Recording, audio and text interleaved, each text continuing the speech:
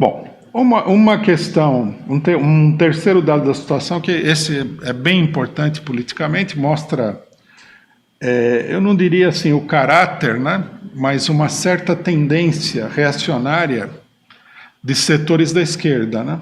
Muitos setores da esquerda começaram a divulgar a ideia de que a greve seria maligna porque ela é ilegal, e ela é ilegal porque ela é proibida por lei.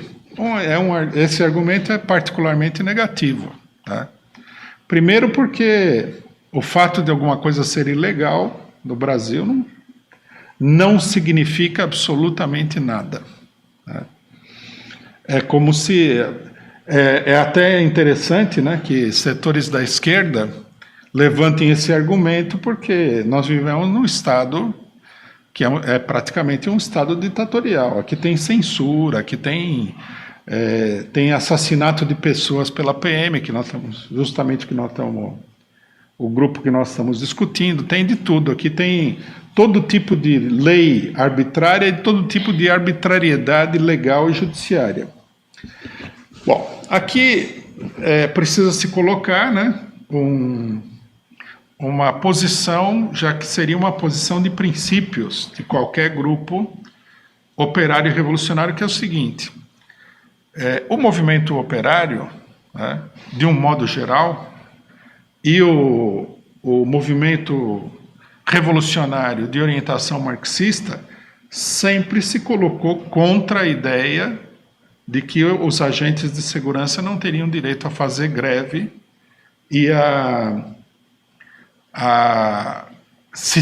se organizar em sindicatos. Porque, obviamente, né, quem não percebe isso daí não tem ligação nenhuma com nenhum movimento operário, isso é uma expressão de uma ditadura. Né? Eu vi pessoas falarem o seguinte, que a Polícia Federal, as Forças Armadas não podem fazer greve porque eles estão armados e, portanto, eles usariam essas armas contra a população. Bom, logicamente que isso é um raciocínio absurdo, né? Porque vamos supor que os soldados do Exército fizessem greve, justamente o que eles estão fazendo é paralisar o mecanismo de coerção contra a população, porque a corporação se divide e um setor das Forças Armadas se choca com a cúpula dirigente das Forças Armadas, que é o centro, né, da repressão política.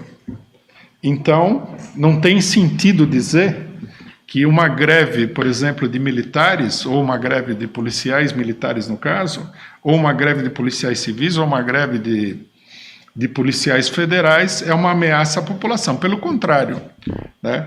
Essas greves, elas indicam um princípio de ruptura dentro do aparelho de repressão, uma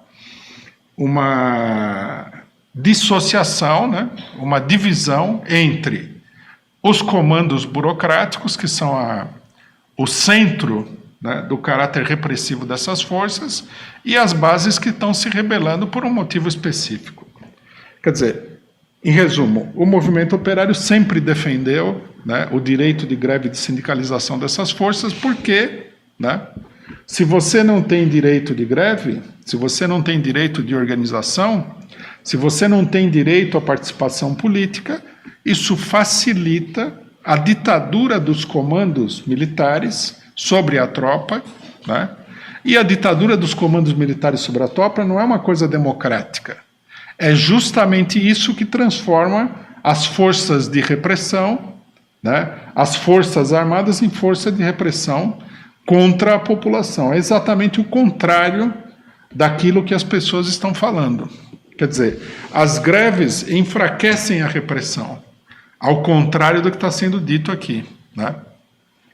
Bom, no meio dessa discussão eu vi algumas pessoas que estavam assim um pouco histéricas, falando que, juntando isso com o fato de que nós defendemos o armamento, como se a nossa defesa do armamento tivesse alguma coisa a ver com o armamento da PM que atirou no Cid Gomes. Então, só para informar, né, que algumas pessoas são muito desavisadas sobre o que acontece no país, a PM, normalmente, em todos os dias, está armada dos pés à cabeça para massacrar a população. Não é porque o PCO defende o armamento que a PM está armada. Pelo contrário, os que defendem o desarmamento querem que a PM, né, sob o comando dos altos mandos da PM, os coronéis, etc. e tal, esteja armada até os dentes e a população desarmada, né? Só um detalhe, porque eu tive a oportunidade de ver isso daí e falei, existe argumento para tudo, né? Aí algumas pessoas falam o seguinte, que como a greve é ilegal, né, então você teria que ficar contra o fato dos policiais militares fazerem greve. Bom, outra coisa importante que a gente deve dizer é o seguinte, que eu considero que é uma grande confusão. Nós, PCO, essa é a política em geral do movimento operário, nós não somos a favor, né, das greves da PM. Por quê? Porque as greves da PM, as reivindicações da PM, né, ser a favor da greve significa ser a favor das reivindicações. Elas só conduzem ao fortalecimento do aparato repressivo. Em geral, melhores condições de trabalho, aumento salarial para os policiais, quer dizer, tudo isso daí, o aumento salarial, as melhores condições, melhor aparelhamento da polícia, né? Se você vai reivindicar essas coisas, você está reivindicando uma coisa que vai se voltar imediatamente contra você mesmo, né? Seria como um condenado à morte reivindicar melhores rifles para ele ser fuzilado, né? É uma coisa totalmente sem pé nem cabeça. Então, nós, normalmente, não apoiamos essas reivindicações, né, da parte do aparelho policial, né? Não tem nada a ver com as Forças Armadas. São duas coisas muito diferentes. Existe um esforço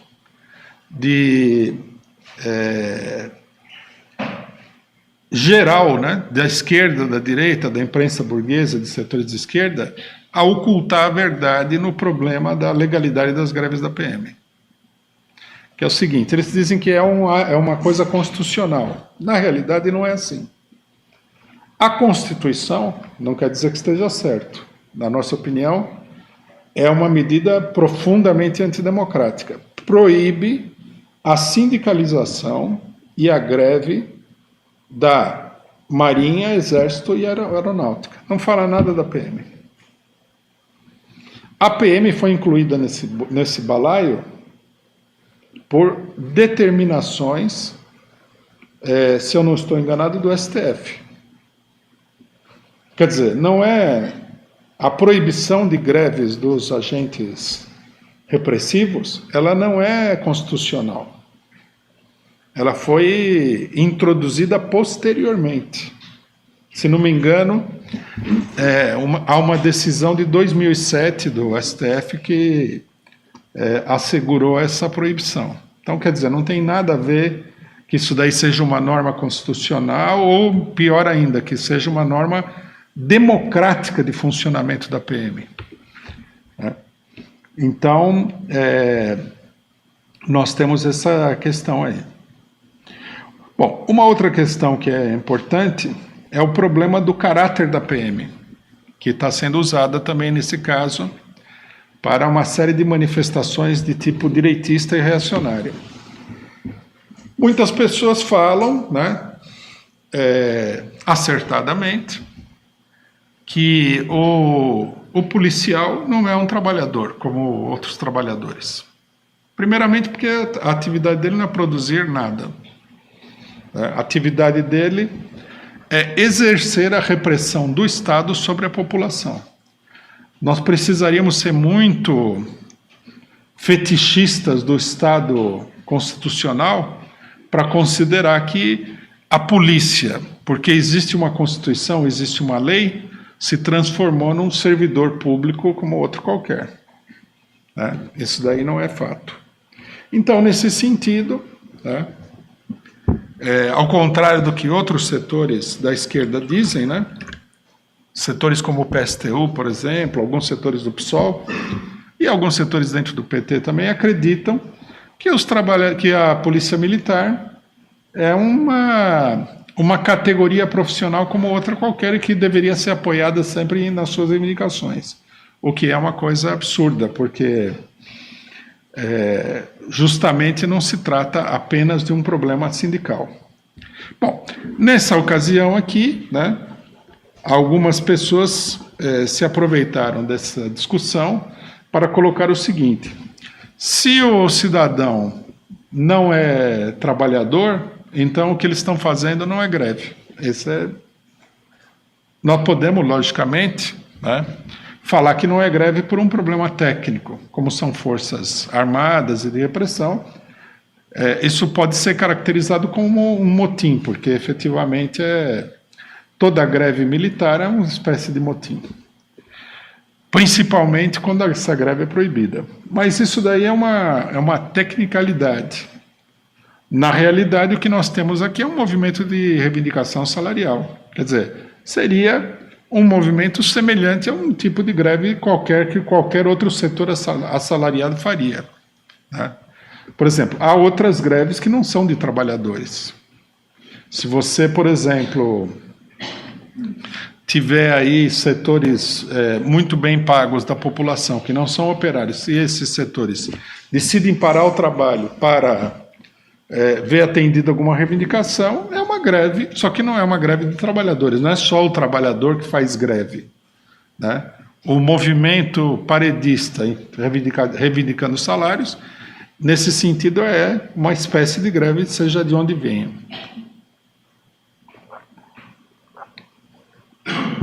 Essa ideia de que a greve da PM não é greve, nesse caso, ela serve para ela serve para um raciocínio abusivo, que é o seguinte: se o PM não é trabalhador, é um sofisma, né? Se o PM não é trabalhador, e como ele não é trabalhador, ele não pode fazer greve. A greve é proibida, inclusive, porque Forças Armadas, papapá, toda essa história. Então, o que eles estão fazendo não é greve, não tem o conteúdo de uma greve. O que eles estão fazendo é um movimento político e, portanto, de extrema-direita e, portanto, bolsonarista, etc. e tal. Bom, isso é manifestamente absurdo, tá? Independentemente da presença do bolsonarismo no meio da polícia. Esses movimentos salariais dos policiais, eles são antigos. Eles existiam muito antes do bolsonarismo levantar a cabeça, né? Em grande medida, o bolsonarismo também explorou essa situação desses policiais com um sindicalismo policialesco, né? E retórica direitista contra a política de arroxo e de austeridade, entre aspas, dos governos estaduais. Numa grande medida, o bolsonarismo cresceu como porta-voz das reivindicações salariais desses setores. Então, quer dizer, o que nós temos aí, efetivamente, é um movimento salarial, né? Nós temos que lembrar que sempre que esse movimento é um movimento nacional, né? E que ele é um movimento por aumento salarial em todos os lugares. Veja-se o caso de Minas Gerais, onde o governador cedeu 42% de aumento, né? Bom, aí nós chegamos no que aconteceu efetivamente no Ceará, né?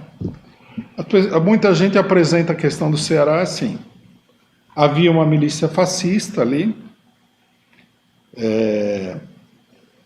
tentando, sei lá, tomar o poder do Estado, uma espécie de marcha sobre Roma, etc. e tal. E essa milícia fascista foi enfrentada corajosamente por um indivíduo, tá? Um homem de grande coragem moral, física e política, que foi lá se enfrentar e levou tiro. Isso daí é um conto da carochinha, foi nada disso que aconteceu. O que aconteceu é que os policiais estão fazendo o seu movimento, ocuparam um quartel da polícia, né? Coisa que frequentemente acontece em qualquer tipo de greve, né? Essa ocupação, e uma pessoa que é parte integrante, não apenas do governo do Ceará, mas da oligarquia dominante no Estado, pegou uma retroescavadeira e avançou sobre os grevistas. É isso que aconteceu. Né? Quer dizer, é uma maneira, né, de lidar com as greves, que são um direito de qualquer pessoa, como nós já falamos aqui, totalmente, isso sim, fascista. Né? Quer dizer, nesse episódio, não foram os policiais que foram fascistas. Fascista é o cidadão que tenta interromper a greve avançando com uma retroescavadeira sobre o piquete. Vocês imaginem aí se a moda pega e os governadores estaduais decidem fazer isso daí nas greves. Né? Algumas pessoas acham abusivo você comparar essa situação com, por exemplo, a greve dos professores. Não há nada de abusivo. É o tratamento que, em geral, as pessoas recebem nas greves. Desses governos, dessas oligarquias, desses políticos burgueses e tudo mais. Ele só não mandou lá uma parte da PM para reprimir uma outra parte da PM, como a gente já viu em outras situações, aqui em São Paulo, por exemplo, porque ele não tinha PM para mandar. Aparentemente a PM está toda rebelada. Né? Então ele foi lá. Vocês imaginem, por exemplo, também para desmentir o mito total, que quem que se aventuraria, né? Que pessoa se aventuraria a passar com uma retroescavadeira em cima desses policiais que inclusive estão armados? Só uma pessoa que tenha uma consciência muito forte do seu poder político local. Quer dizer, quando ele tomou aquela retroescavadeira, ele falou: eu estou acima de todos. Ninguém vai fazer nada. Né? Por engano dele, os policiais que viram aí a retroescavadeira avançar, decidiram, como eles já estão armados, passar bala. Outro acontecimento também, que a gente deve dizer muito claramente, que poderia acontecer em qualquer greve. Normalmente não acontece nas greves porque o cidadão com a retroescavadeira estaria com a PM do lado dele, e não contra a PM. Aí um trabalhador comum, um trabalhador de verdade, ele não se arriscaria a dar um tiro porque a PM ia fuzilar todo mundo lá. Né? Então, o que nós temos aqui não é nenhuma luta contra o fascismo. Inclusive, né, quando aconteceu o episódio, ninguém falou em luta contra o fascismo. A luta contra o fascismo ela surgiu de um discurso do Ciro Gomes, que é um político mais experiente, que viu que o irmão tinha feito uma coisa bárbara, que colocava ele na própria cidade dele, no estado dele, numa posição delicada, tá? Porque você não pode avançar sobre um piquete com a retroescavadeira, é uma coisa muito brutal. Né?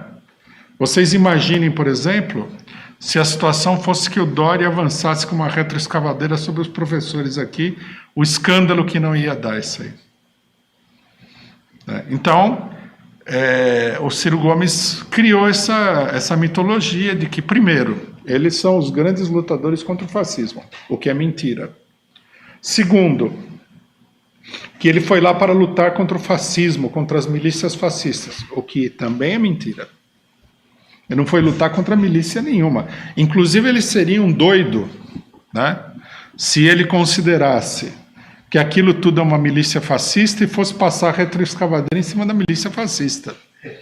Né? Qualquer pessoa saberia que o que aconteceria de uma maneira muito pior. Né? Ninguém faria isso. Não é normal, não é nem psicologicamente plausível que alguém fosse lá enfrentar a milícia fascista com o peito aberto, lá só com a retroescavadeira sem se defender das balas. Né? Então, isso é tudo uma história inventada. E a hora que ele falou de fascismo, né, aí despertou numa parte da esquerda que vive no meio de uma confusão que, logicamente, nós não podemos atribuir aos indivíduos. Né? É uma confusão que tem a ver com a situação política, eu vou explicar também por que essa confusão é uma confusão inevitável, mas não deixa de ser uma confusão. a luta contra o fascismo só apareceu depois do fato realizado. Até então, né, qualquer pessoa que estivesse observando a situação falaria o seguinte, que o Cid Gomes, no desespero, né, por causa da situação eleitoral em Sobral, por isso foi em Sobral o negócio, e de um modo geral no Ceará, partiu para cima dos grevistas, que estão causando uma crise muito grande no estado do Ceará com a retroescavadeira. Quer dizer, para defender os seus interesses, não os interesses da população, ele fez isso daí. Não há nenhuma luta contra o fascismo, até porque, né, qualquer pessoa que sabe qualquer coisa sabe que não se pode esperar da oligarquia dos Gomes aí e do Centrão, do qual o PDT faz parte, né, nenhuma luta contra o fascismo, que não aconteceu até agora. A política do PDT não é a política de derrubar o governo Bolsonaro. A política do PDT é a política de manter o Bolsonaro no governo, como é a política de todos os partidos no Congresso Nacional. Então não vale, né, chegar lá e falar, eu estou tão radicalizado na luta contra o fascismo que eu pego a retroescavadeira e passo por cima de qualquer fascista. Não. Se houvesse qualquer mínimo de verdade nisso daí, estariam reivindicando fora Bolsonaro, né? Porque a ameaça maior de fascismo não vem dos policiais militares de Sobral. A ameaça maior vem do governo.